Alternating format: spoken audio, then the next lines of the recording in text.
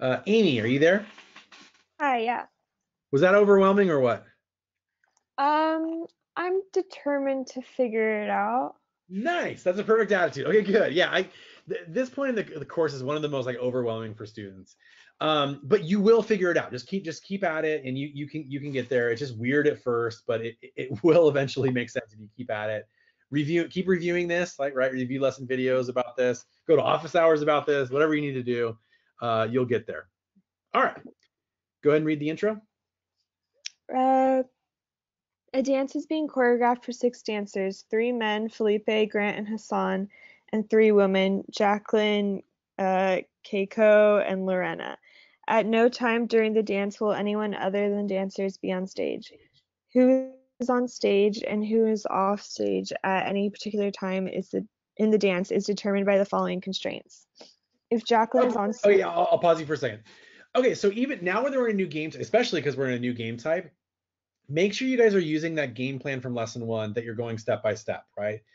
Any type of game, we still use the same game plan. We want to do things very methodically, do things in order. So the first step is to read the introduction. Sometimes you want to peek at the rules too, to figure out what type of game you have. The way I phrased it to you guys is look for any ordering relationships.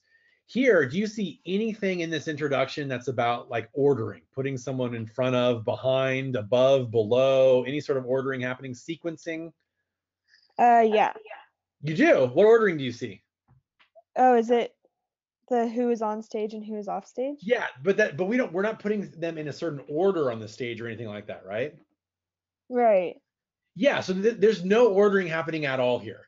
We're just figuring out we have a group of people who's going to be on the stage.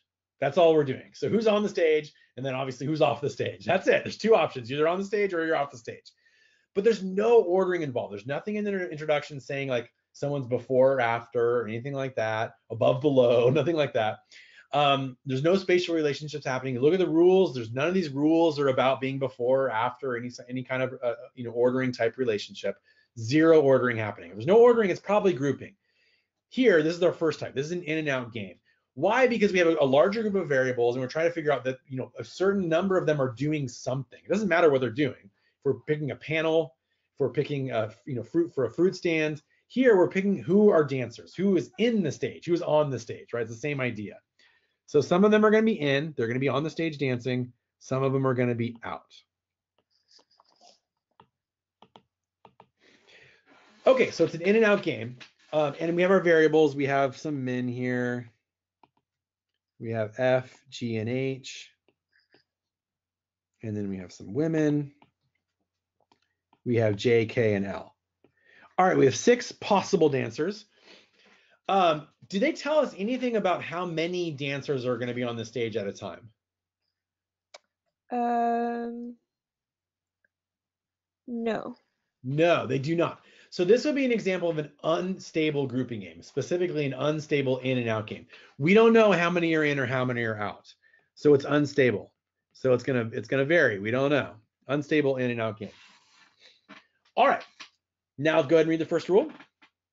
If Jacqueline is on stage, Lorena is off stage. Okay, so first, I don't want to do the shortcut. This is one of our shortcuts, but first, I just want to write it down as conditional for the people who don't quite have this yet. So if you're writing, this is obviously an if-then statement. You get conditional language in grouping games quite a bit. So how would you diagram this? Um, Jacqueline on one side, and then not Lorena on the other side. Yeah, absolutely. So if Jacqueline is in, if she's dancing, if she's on the stage, then L is out, right? If you did the contrapositive, what would the contrapositive be? Um, if Lorena is on stage, then Jacqueline is not. Then Jacqueline is not. In other words, no matter what has to happen? One of them have to be on stage or have to No. be off stage. Off. One of them has to be off stage, right? Because if Jacqueline is on, then Lorena is off. If Lorena is on, then Jacqueline is off.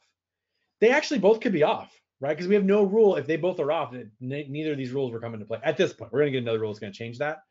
But as of right now, this would shortcut. This is a yes to a no. If somebody is in, then somebody is off.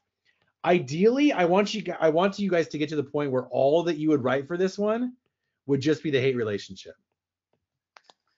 That's how I would do this. I would see it's a grouping game. I see a yes to a no, right? If yes, then no. Hate. I just immediately write a hate relationship between the two variables. J hates L. The reason why this is better is because now you realize, okay, a hate rule means at least one of them is out. So for sure, at least one of J or L has to be out, no matter what. What can never happen is both of them being in, right? That would violate this rule. Because if J is in, L has to be out. If L is in, J has to be out. So in other words, at least one of them has to be out. This is a hate rule, and that's that. Now you can reserve a spot in the out group, at least one of them out.